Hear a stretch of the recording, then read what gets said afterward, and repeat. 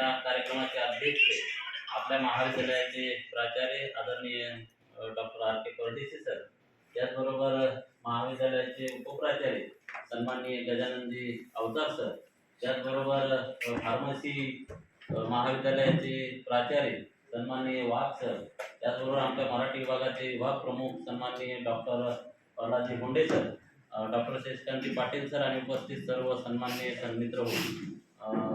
खरं तर 27 फेब्रुवारी ही आपल्या महाराष्ट्रातील सुप्रसिद्ध कवी कुसुमाग्रज यांच्या जयंतीच्या निमित्ताने आपण मराठी भाषा गौरव दिन हा साजरा करीत असतो. आणि या निमित्ताने आज खरं तर आपल्याला फार मोठी उपलब्धी नारायण खरात यांच्या रूपाने लाभलेली आहे. कुसुमाग्रज म्हणजे वि.वा. शिरवाडकर, एक नाटककार, त्याचबरोबर एक कवी, त्याचबरोबर कादंबरीकार, अशा वेगवेगळ्या वाङ्मयीन प्रकारामध्ये त्यांनी लेखन केलेलं आपल्याला माहिती आहे. आणि कवी म्हणून संपूर्ण महाराष्ट्रालाच नव्हे तर संपूर्ण देशाला ज्ञात असलेले कुसुमाग्रज करण्याचा मानस की आपण पुष्पहार घालून सन्मानांचं स्वागत करायचं आहे. पाहुण्यांचं आम्ही स्वागत करतो, आम्ही आमचं स्वागत करून घेत नाही. आणि त्यामुळे मी सर्व उपस्थित मान्यवरांचे मनपूर्वक असे स्वागत करतो. आणि या कार्यक्रमाचं प्रास्ताविक सन्माननीय मुंडे सरांना विनंती करतो की आपण प्रास्ताविक करावं. आजच्या या कार्यक्रमाच्या जिल्ह्याचे प्राचार्य डॉक्टर आर के परदेशी सर, श्री फार्मसी महाविद्यालयाचे प्राचार्य वाघ, आणि या कार्यक्रमासाठी कवी आपल्या भेटीला नारायणराव खरात कवी आहे. जो फोटो लावलेला आहे तो मला विचारलं बरं मी कोणाला फोटो लावला की साहित्याचं ज्याला काय आहे त्या लक्षात येतं. ते कुसुमाग्रज आहे, त्यांचं टोपण नाव आहे.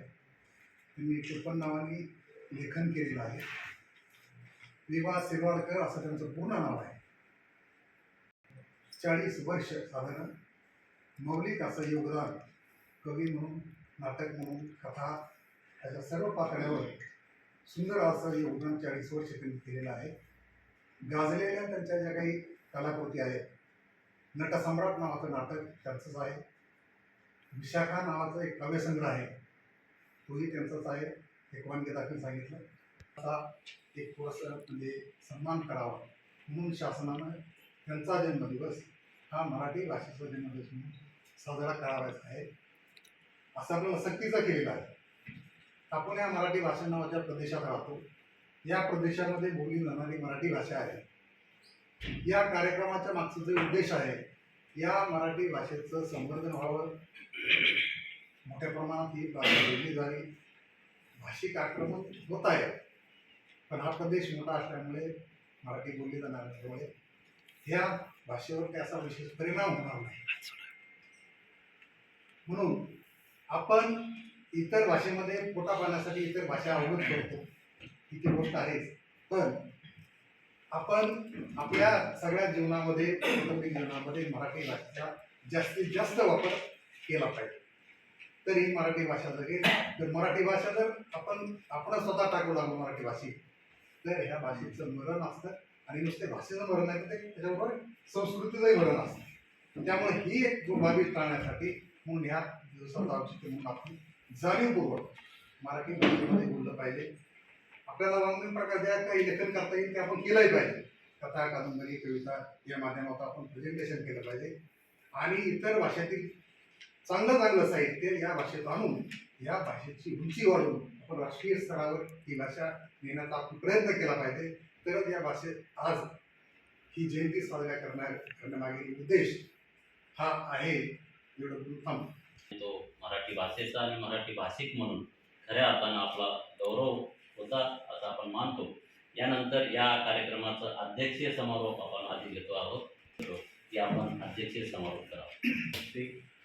कवी आदरणीय नारायणजी खरात सर हा दिन साजरा करतो. तर मुंडे सरांनी जे सांगितलं त्यात एक ज्ञानात भर पडली. परंतु ज्ञानात जरी भर पडली असली तरी हा मराठी भाषेचं संवर्धन व्हावं त्या निमित्तानंच असतं ना काय. मराठी भाषा ही जी आहे तरी मराठी भाषा आपली एक चांगली भाषा आहे, जे की संस्कृतचा बेस असलेली भाषा म्हणजे मराठी भाषा आहे. तर ही मराठी भाषा जेव्हा आम्ही सायन्स आहेत, आम्हाला तर जास्त मराठीबद्दल माहिती नाही, परंतु जेव्हा कम्प्युटर जनरेट झालं म्हणजे एक 5-25 वर्षात 30 वर्षापूर्वी जेव्हा कम्प्युटरचा शोध लागला, त्यावेळेस सगळ्यात कुठली भाषा चांगली तर संस्कृत. आणि संस्कृत भाषा आणि देवनागरी भाषा, मराठी भाषेला आपण देवनागरी भाषा.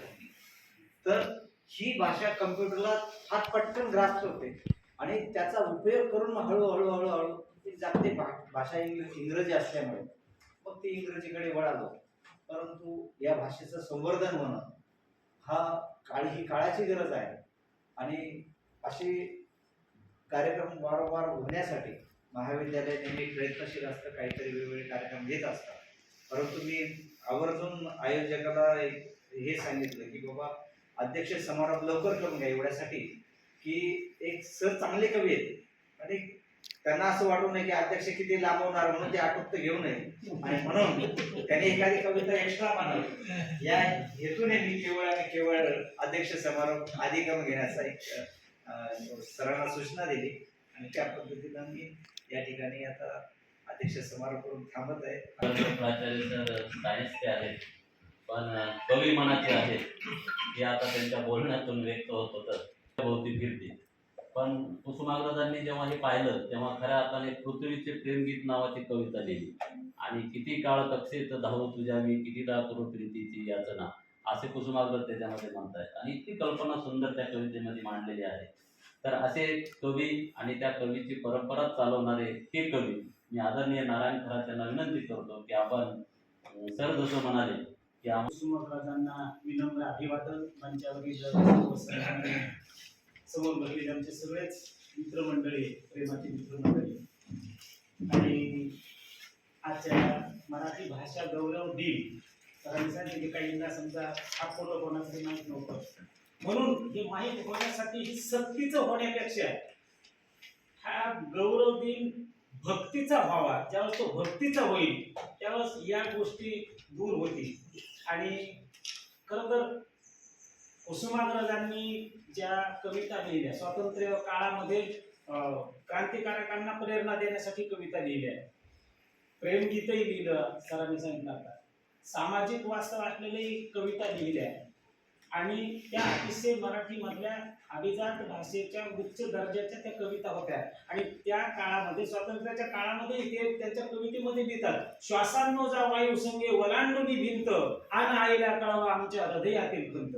म्हणजे एका देशभक्ताची काय खंत असते मनामध्ये ती सुद्धा त्यांच्या कवितेमधून अतिशय प्रखरपणे मांडतात. किंवा गरजा जे कार क्रांतीचा गरजा जे कार अनवजरांचे छातीवरती घ्या जेरून राहा, की अशा कविता लिहून एक क्रांती प्रत्येक मनामध्ये क्रांती पेरण्याचं काम कुसुमाग्रजांनी केलं. 27 फेब्रुवारी 1912 नाशिकला कुसुमाग्रजांनी काय आपल्याला दिलं तर काही भीती निर्माण होते की वेगवेगळे आक्रमण होतात मराठीमध्ये आपल्या भाषेवर. त्या सगळ्या भाषा भगिनी अतिशय गुण्या गोविंदाने नांदतात. काही काळामध्ये काळ मोठा करणीचा, माझ्या पुस्तकामध्ये बघू शिंदे फार मस्त म्हणतात की काळ मोठा करणीचा मारीच्याहून मायावी आणि कातळाहून कठीण. मग तेवढा जरी कठीण असला तरी वेगवेगळे आक्रमण जरी आली तर आपली मराठी भाषा संपली नाही, उलट त्याच्यामध्ये वृद्धी झाली आणि प्रचंड मोठ्या प्रमाणावर साहित्य निर्माण झालं. आणि म्हणून मराठी भाषेला अजिबात कसल्याही आक्रमणाची भीती नाही, हा महत्वाचा मुद्दा आहे. आणि म्हणून मला असं वाटतं की मी आता या सगळ्या गोष्टीमध्ये बोलण्यापेक्षा त्यांना 1991 ला पद्मविभूषण मिळालं आणि अतिशय उच्च दर्जाचे कवी म्हणून आणि एका ताऱ्याला सुद्धा नाव कुसुमाग्रजांचं दिलेलं आहे. मी एवढा मोठा कवी महाराष्ट्रामधला आणि म्हणून त्यांच्या नावे ही मराठी भाषेचा गौरव व्हावा हे आपल्या सगळ्याच मराठी भाषिकांसाठी, महाराष्ट्रातल्या मराठी भाषिकांसाठी किंवा जगातले जे मराठी भाषा बोलत असतील, माझ्या मराठी भाषेचा लावा कपाळाचा टिळा, दऱ्याखोऱ्यात जागतील दऱ्याखोऱ्यातीलच शिळा, अशा पद्धतीचं लिखाण कुसुमाग्रजांनी केलंय. आणि म्हणून कुठंतरी त्यांच्या भाषेच्या संदर्भाने असेल, त्यांना अभिवादन असेल म्हणून एक कविता मी त्याच्यावरची घेतो.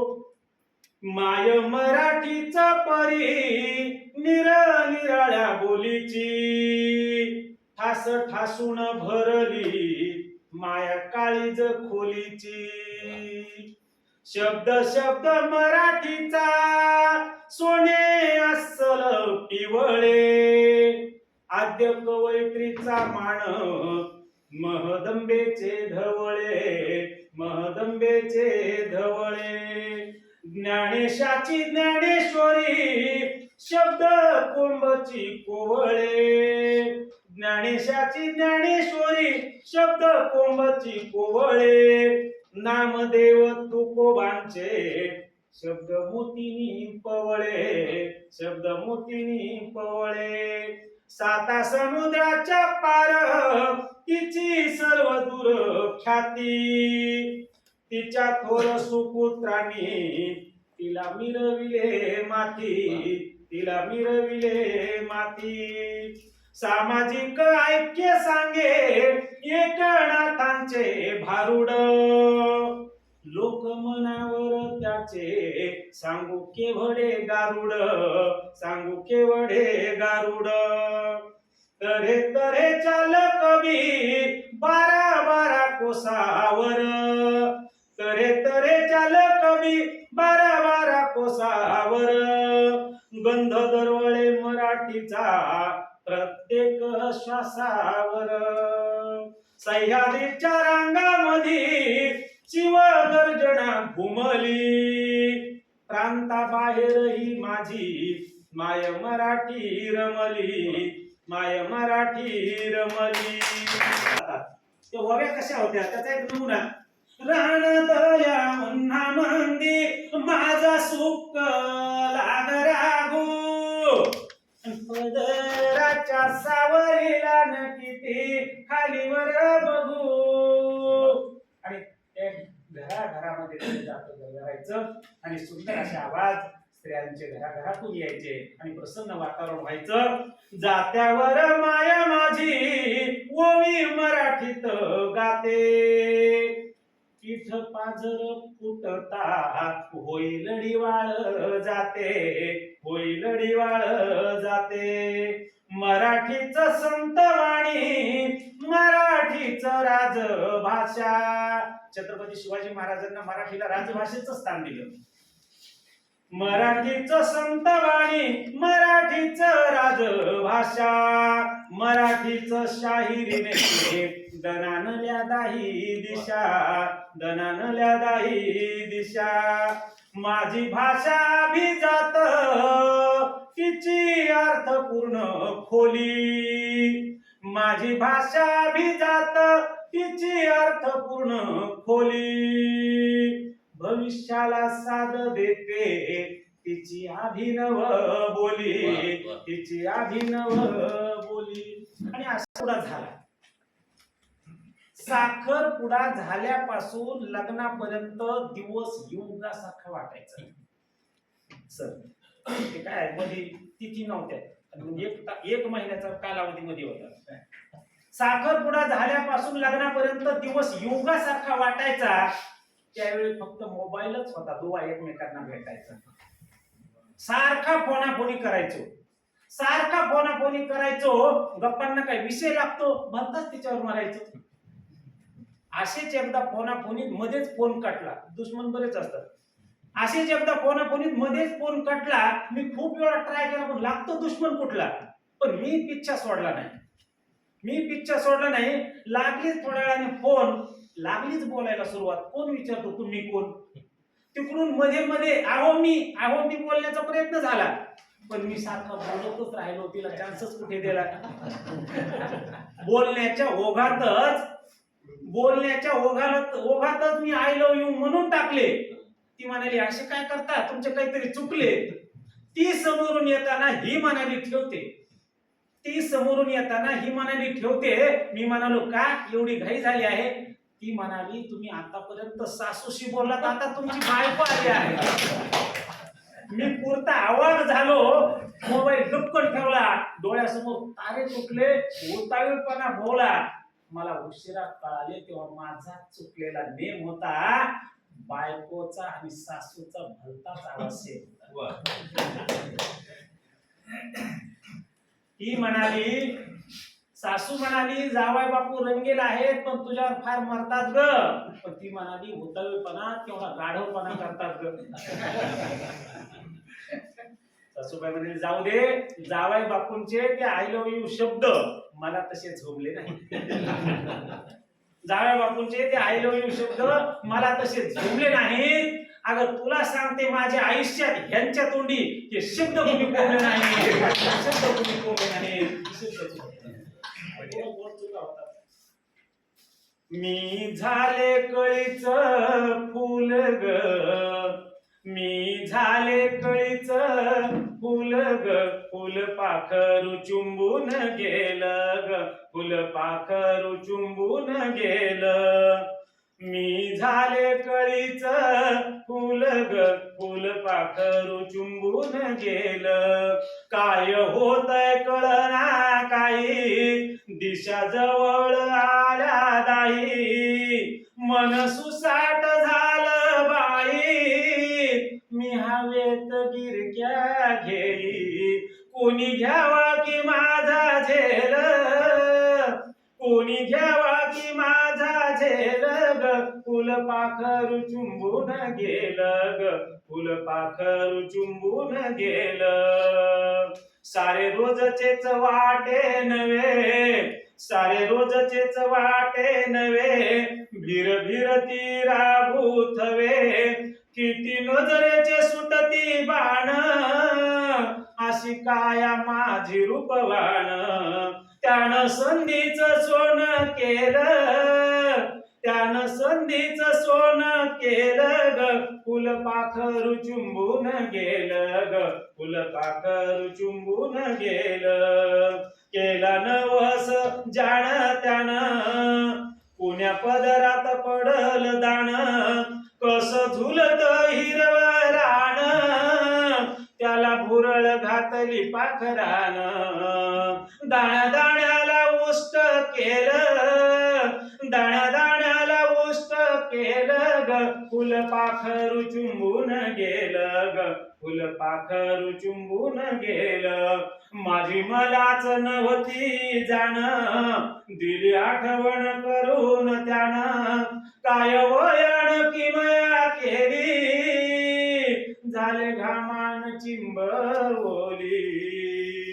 ऐकू येतात सनई बोल, ऐकू येतात सनई बोल ग, फुल पाखरू चुंबून गेलं ग, फुल पाखरू चुंबून गेलं. देह उरजड झाला बाई, माझे मलाच पेलवत नाही, उड होऊन सावरा कोणी, भर रातीला पेटवा धुनी. रान धुक्यात जळत ओल, रान धुक्यात जळत ओल ग, फुल पाखरू चुंबून गेलं ग, फुल पाखरू चुंबून गेलं. आज हवेत पाऊल पडत, डोळ्याच पाखरू फडफडत, मी हातात धरते वेणी, जरू भीर भीरते गोफणी, मी हातात धरते वेणी, जणू भीर भीरते गोफणी. रानपाखरान काबीज केलं, रानपाखरान काबीज केलं ग, फुल पाखरू चुंबून गेलं ग, फुल पाखरू चुंबून गेलं. मी झाले कळीच फुल ग, फुल पाखरू चुंबून गेलं ग, फुल पाखरू चुंबून गेलं. आणि त्यानंतर शेवटची कविता आई घेतो या ठिकाणी. खरं तर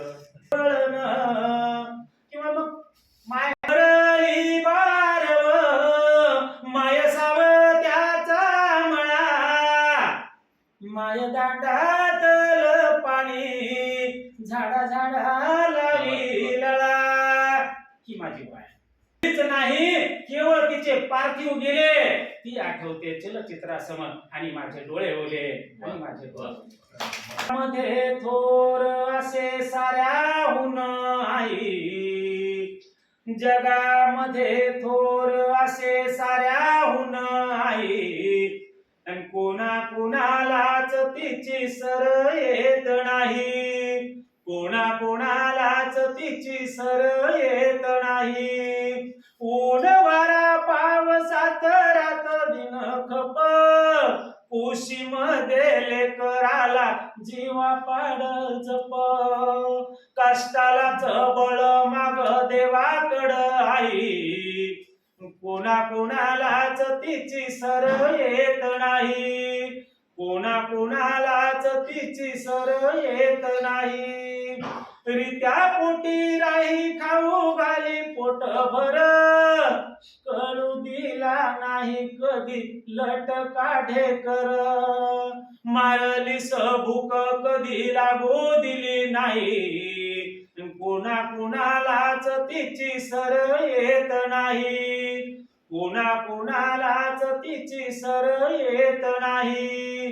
गरिबीने टाकलेला होता जरी डाव, त्याच्यावर हिमतीने माय घाली घाव, भवानीच शक्ती देते तिला अशा ठाई, आणि कोणा कोणालाच तिची सर येत नाही, कोणा कोणालाच तिची सर येत नाही. कष्ट ताणा माय माझी वेदनेला गाते, डोळ्यातून गालावर चंद्रभागा वाहते, अशी नदी जगामध्ये कोणतीच नाही, आणि कोणा कोणालाच तिची सर येत नाही, कोणा कोणालाच तिची सर येत नाही. शेवटच्या 4 ओळी.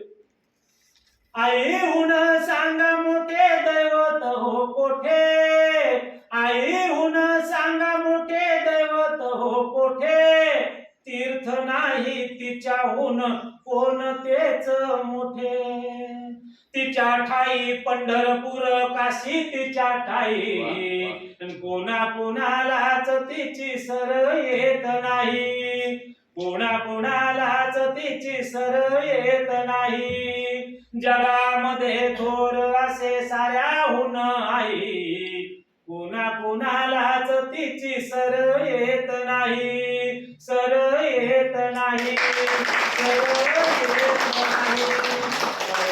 सर, आपण आलात आणि आम्हाला सर्वांना आपल्या कवितेने मंत्रमुग्ध केलं. खरं तर कवितेच्या वेगवेगळ्या क्षेत्रामध्ये सुद्धा आपण आम्हाला सर्वांना घेऊन गेलात.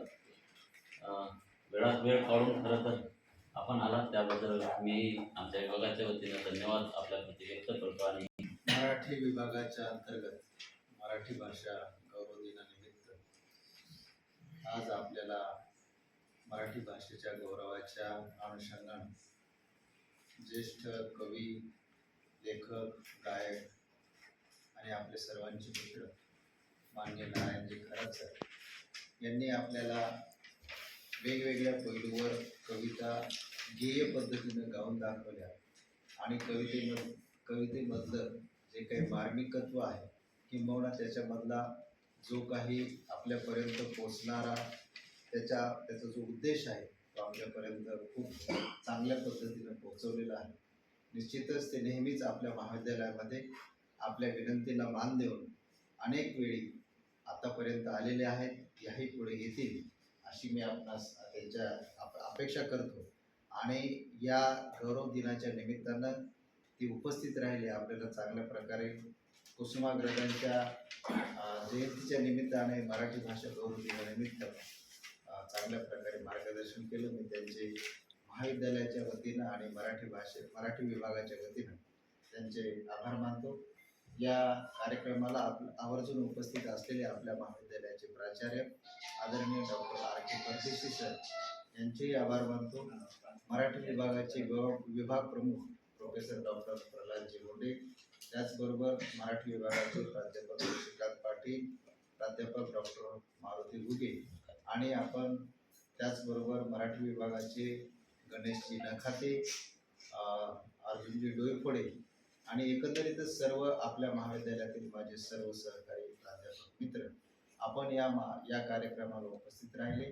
त्याचबरोबर संत महाविद्यालयाच्या वतीनं आणि मराठी विभागाच्या वतीने सुद्धा आभार मानतो आणि माननीय अध्यक्षांच्या वतीनं हा कार्यक्रम संपला असं मी जाहीर करतो.